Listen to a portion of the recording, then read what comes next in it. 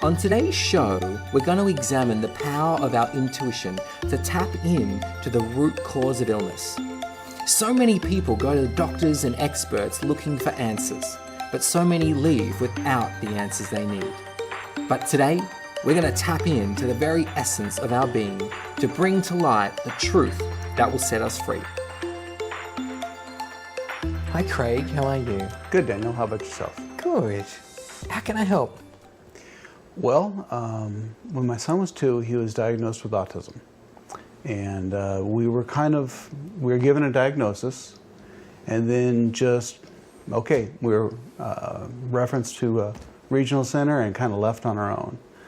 And we researched lots of therapies, lots of different approaches, gluten-free, the medication route, and it's been kind of a shotgun approach. And he has gotten better. He's 12 now, and he is better. You wouldn't know he's autistic unless you spent the day with him. And then you go, oh yeah, he's definitely autistic. But it's a challenge for him. He's in 6th grade. He's socially awkward. He tends to yell, and he has a hard time putting things in perspective. Mm-hmm. You know, if it's a small thing, he blows up just as much as a little thing. Yep. And it's been a challenge for the family for the last 12 years, and if we could get him better, that would be an awesome thing. Okay, great. Craig, the first thing to realize is that, and not many people have this perspective, is that autism is actually purposeful. It's a way in which to fine-tune the brain to focus intelligence in one area. Okay? We've seen that with him. Yep. Because in current society, if a human being was to be that intelligent across all areas, he would be scorned. Okay? People wouldn't cope. So what happens is that intelligence behind him, call it his higher self, his soul, his spirit, whatever it is, that part that comes in to the womb and says, hey, I want to be Sawyer, that says, I've got a very particular objective in this life. And for that, I'm going to need to hone this intelligence, focus it. That's the only way I'm going to achieve it. But to magnify that level of intelligence, I'm going to need some help around me. Well, it's going to piss off Dad until he really understands it. Right. Yeah.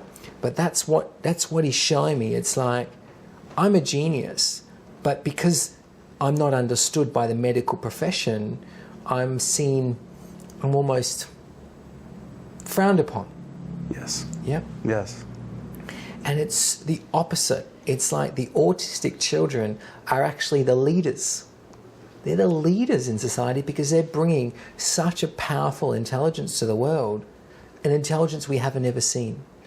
But it's so kind of typical of the human mind to go, no, they're the lesser, not the greater. Does that make sense? Yeah, the exception is always picked on. And we see a lot of genius in him. And he's just a wonderful child. And watching him struggle through things like school, scouts, and sports, and where his genius doesn't necessarily shine, has been a challenge. Interesting. Now, because what he's showing me is, why am I at school?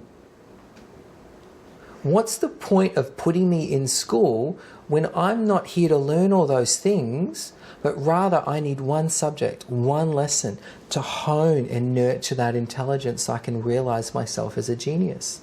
Because when you put him into school amongst all these other subjects, guess how he's left feeling? Probably shallow and incomplete. Not a genius. Stupid. That's right. And that's why these autistic kids don't grow up to experience their full life purpose, because they're pushed to try and conform. Instead, they're exceptions. You can't take an exception and put it with the norm. Right. It doesn't work. Right. Yeah. What we need to do is evolve and go, that's a highly evolved being you have there. Let's see how we can tap into what he needs to cultivate that evolution that he's bringing here. And fortunately, that's what we're able to do. So in a minute, we're going to bring him in and we're going to tap into that. Okay. The other thing that I would really like to see out of this is he is socially inappropriate at times. And no matter what your genius is, you still have to live in society to a degree, and you need to be able to navigate things. And I would like to see him be able to. I don't want to change how he thinks, because people like Einstein and Mozart, they were probably autistic. I don't want to take that away from the world. I have no right to do that. But on the same token, he also needs to live in the world and be able to navigate a path through it. And that's the part I would like to see tempered. He's showing me a very simple way to do that. He's showing me, Craig, that he loves role-playing games. Yeah? Yeah, he does. Yeah. Yeah. He loves it. And that is the fastest way to teach him something that you want to impart to him. If you sit him down and he feels it's a student-teacher environment, he resists. Yes, he does. Yep, that's what he's showing me. If you go, all right, we're going to play a game, and guess what the winner gets? Chocolate. Yeah?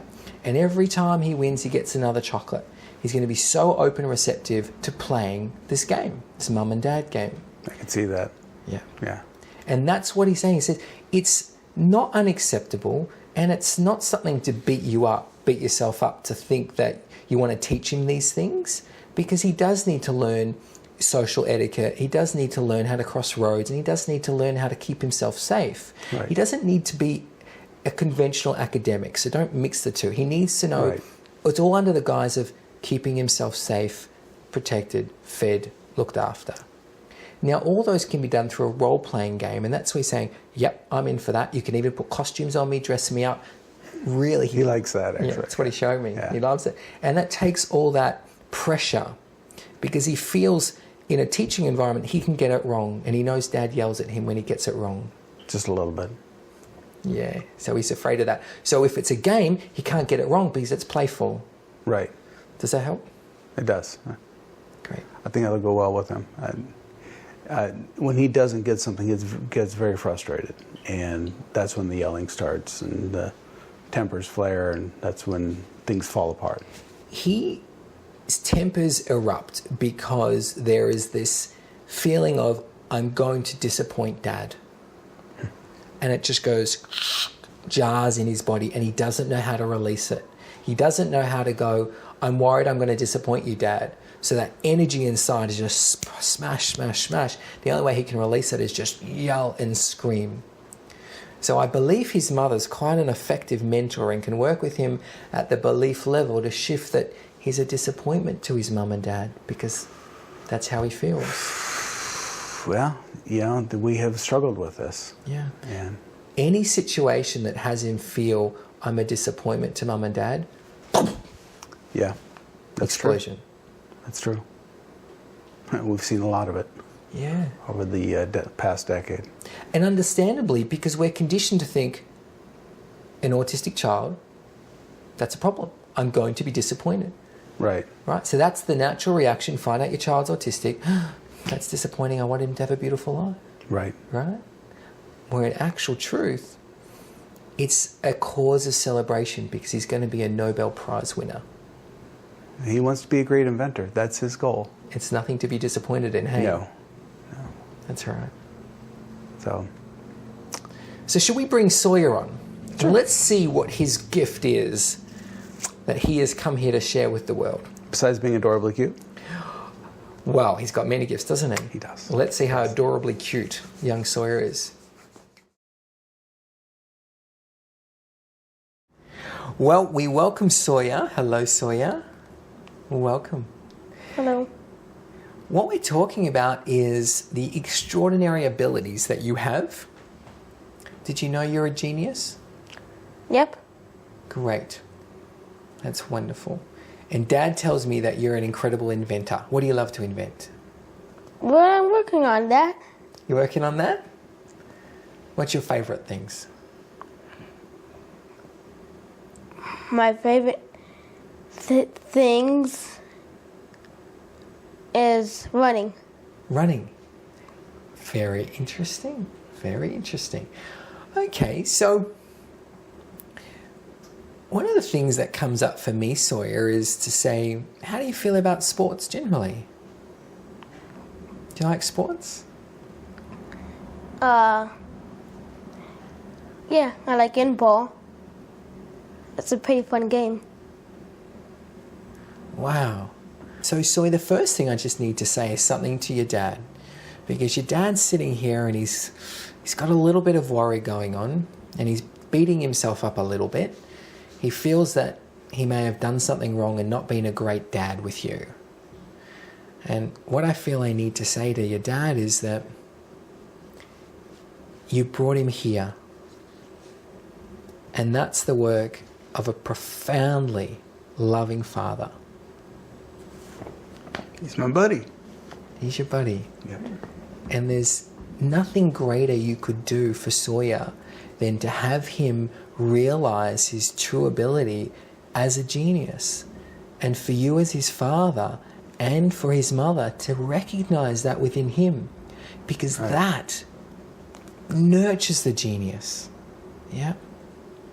That allows him to flourish and thrive. Okay. Imagine if all of us had parents that recognized us as genius, as pure genius. It'd be a different world. Wouldn't it just? Yes. And you get to make that huge shift on this planet by beginning with recognizing your son as a genius. All right, monkey? Yeah. So together you guys, hey Sawyer, you guys are going to work together. Dad's going to help you, give you all the tools you need, all the materials you need so you can invent and you can create whatever you need. How's that? Does that sound like fun? Yeah. Yeah. And all you need to do is tell Dad, you say, Dad, remember, I'm a genius and we're going to make something together today. And together you guys are going to change the world. You up for that? Where should we start? I can tell too. Where should we start? Where would you like to start? In the future. Oh, I love it. Can you see the future? Yeah. Beautiful. Looks like we're going to start in 10 years or so. Wonderful. What do you see that you're going to start? Can you see that picture that clearly? Yep. Like the first ever portable giant screen TV. Wow. That is brilliant. So you keep going into the future. If you can keep grabbing all your ideas from the future, wow, that is incredible. Do you have any questions that you'd like to ask me? No. You sure? Yes.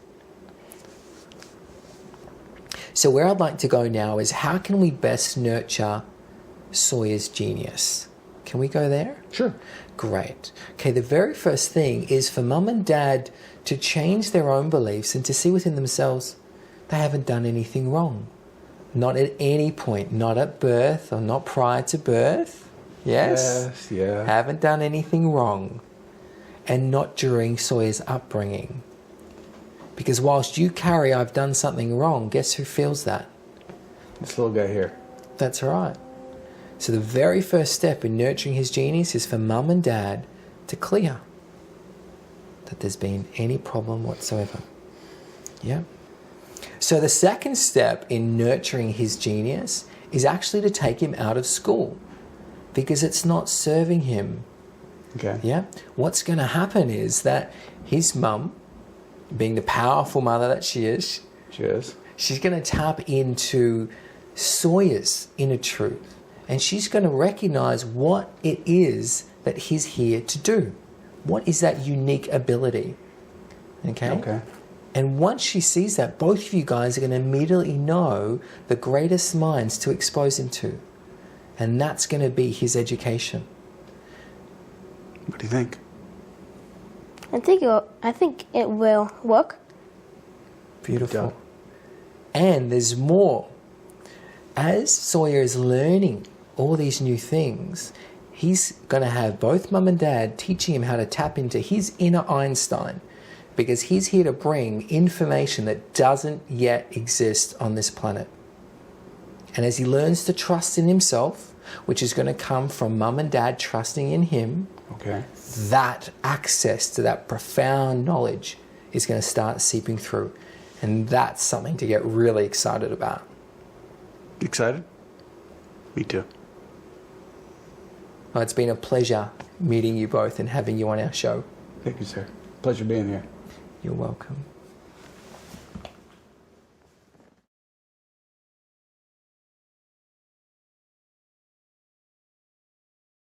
My next guest is a loving father that had the big challenge of raising an autistic child. After asking the experts what to do, he's now come to me for answers. Welcome back. Thank you, Daniel. Pleasure to have you. Pleasure to be here. Craig, 3 months ago when we first spoke, you were struggling with a few issues. Yes. One of the biggest issues was, is there something actually wrong with my child? Right. Recap for us back then what life was like. It was a real challenge. Sawyer was having lots of outbursts. It was tough to manage. He was a very sweet kid, but he was socially inappropriate. He did a lot of repetitive behaviors that tended to really irritate people around him. And honestly, we were probably not as kind to him as we could have or should have been. So it's very tough times in the family. It was rough. I mean, it was very divisive. His older siblings loved him, but really couldn't stand being around him. And it was hard, And simultaneous to the struggles, you were also going through something within yourself around feeling like you're not being a good enough father. It was a challenge because, after a while, the pressure would build up and I would explode and maybe say or do something that probably wasn't the most productive. I felt like, is there something that we've done, something that I've done that is not helping? And yet, we moved heaven and earth to try and make him better. Pam's background is medical. And she scoured website after website. I was involved in a lot of his behavioral therapies. And there was improvement, but no aha moment, if you will. So, since being on the UI journey, now for 3 months, with yourself and with Sawyer, what's changed? Are you still struggling with his behavior? Only rarely. It has been a huge improvement. It has been, he's socially appropriate most of the time. He still has his moments, but he's really turned into this wonderful, fun little guy that is a joy to be around. His big brother's playing with him a lot more. They wrestle around, and it's awesome. He's able to sleep at night. Before he would, he'd get up in the middle of the night and crawl in bed with us, and so we weren't getting our sleep. And really, all facets of our life have significantly improved. I don't feel like honestly, I would feel a little embarrassed taking him out in public because I didn't know what he would do. And now it's like I feel confident. I can take him out in public, and if he does start acting a little bit weird, sometimes he'll squirrel down a path. I say, "Hey, buddy, let's go," and he'll stop and he'll come with me, and it's not. It's more manageable. Wow. So it has been awesome. It really has, and just watching his relationship with him and his brother is. Sorry, it's been awesome. Sorry.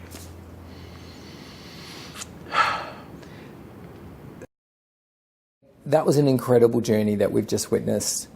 Do you want to share what some of the biggest breakthroughs were for you? Some of the biggest breakthroughs and challenges, I'd say some of the biggest challenges was realizing that perhaps I was responsible for Sawyer's condition. Sawyer was, we had 2 kids, we had 2 beautiful kids, and I had filled out my American dream nicely. I had my 2 kids, my beautiful wife, my house, my job, everything's fine. Along comes kid number 3, and it was more of a surprise than I really want to admit on camera. I was not as happy about it as I probably should have been, to put it mildly.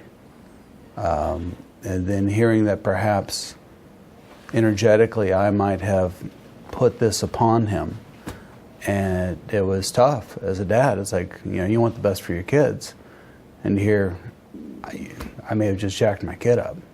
What did you discover was the truth behind all that? Sawyer made that choice. He made the choice to come into this life to teach me lessons, to teach me patience and the ability to accept others as they were, and a myriad of other lessons that I'm just starting to get my brain wrapped around. And I look at his resilience. Like I mentioned earlier, we were not the kindest to him. We would say, Sawyer, shut up, you're being annoying. I mean, it's a horrible thing to say to a kid, but after so long, I can justify it 1,000 ways, but it's still a horrible thing to say to somebody. And even after all that, really, 10, 12 years of us trying to shut him down, trying to shut him up, he still loves us unconditionally. He'll say, there's my beautiful sister, Sarah. I love her so much. And there's my dad, and there's my mom. And he's just so loving and so resilient. It's like, wow, through all of this, I guess you really did come in to teach us something. And it really has been an amazing journey. And it's also amazing to see him over the last 3 months kind of come into himself, realize that he has a lot of potential. His grades have just shot up. He's doing just spectacularly in school. His social skills. What's the greatest realization? All of it. It's the whole package. Is there something wrong with Sawyer? No. There's something wrong with the rest of the world. That they won't accept somebody who's different and see the gifts and the beauty that's inside him. And honestly, I feel bad for them. There's nothing wrong with him. You now see the gifts in Sawyer, don't you? I do. And rather than seeing him as diseased or flawed or needing help or needing curing, and this is what we mentioned in our first meeting, is that I didn't know that I necessarily wanted to cure him. I knew that he had gifts to bring. I just wasn't sure how to bring them out. And I think we're on that path now. I think we're on that path where he's going to be able to realize his gifts and his goals. Do you see him as the genius that he truly is now?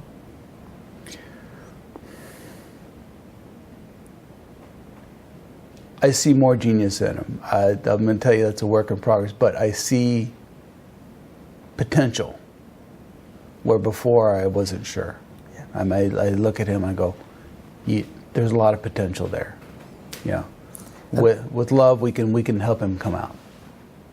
We spoke about a big part of this journey being you coming to realize the truth about yourself. Yeah, that was tough. To realize, we go through this world and we put up this facade. I'm the big smart engineer. I'm the big strong daddy. Of course I know what I'm doing. We put this big facade up so that nobody really challenges us. Nobody makes us really examine ourselves and look at ourselves. The big part of this journey has been realizing that a lot of who I am, or who I've thought I was, were stories that my parents pushed upon me. They weren't who I was at all.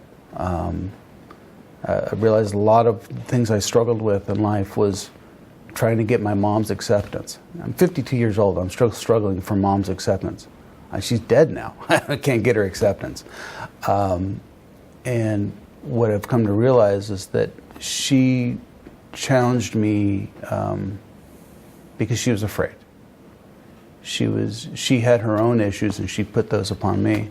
My father as well had his own issues, and going through those and realizing that those were all their issues. I don't need to have them. and come to the realization that I can be who I am. I'm still working on it. Honestly, it hasn't been the light switch that one would hope. It seems been more of a process, but learning to trust myself and trust my own judgments and not really worry what mom and dad might think.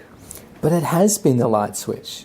You've just described these immense changes in Sawyer and your love and appreciation of him and the whole family within 3 short months. True. Yeah, I've said for years that human beings measure time by experience, not by the calendar. And there's been so many experiences over the last 3 months, it seems like 3 years. Just because there's been so much that has been unveiled and I've learned. So, what would you like to tell people about UI? Does UI have the answers? I believe so. I think we have seen more changes in Sawyer, and quite frankly in myself, in the last 3 months than we saw in 10 years of therapies. I would say that UI is definitely a good way to go. I'm very grateful to yourself and the entire UI team for all of the time and energy and effort that you've put into us. And the rewards are there. I have manifested a better job, a better boss. I've lost weight. I don't need to enjoy as many adult beverages at night as I once did. So that's my own personal life. And then as far as Sawyer goes, we have spent we probably spent $150,000 to $200,000 of our own money outside of what insurance would cover, trying to cure his autism. And to see the changes in 3 months that we didn't see in a decade of therapies is just phenomenal. Wow. Should we bring him on and see how he's doing? Sure. Sawyer, we've been talking to Dad about how the last 3 months have been going. How's it been for you? It's been going well. Have you noticed any big changes in Dad? Yeah, you've been talking to his higher self a lot. Really? Yeah. And do you find that he's nicer to you? Yeah. You love your dad? Yep. Wow, it's just such a pleasure to see you guys here, because when we saw you last time, we were working all these things out. So are you happy with how far Mum and Dad have come? Yes, I am. Last time we spoke, you were looking at inventing some things. Have you come up with any new inventions? Yeah, a magnet that can pull paper. That is a great idea. One of the things your dad mentioned was that you were getting along so well with your brother. Is that right? Yeah. Zach. Is that fun? Yeah. Have you noticed any changes in Mum in the last couple of months as well?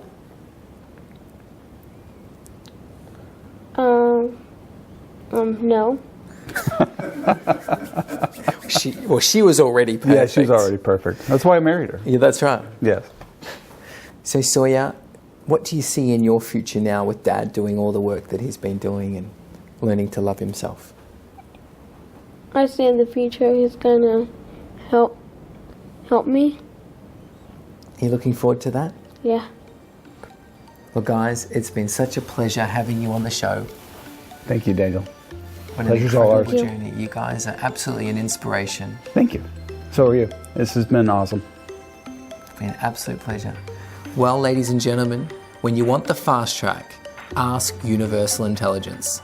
The answers are all there. All we need to do is ask the right questions.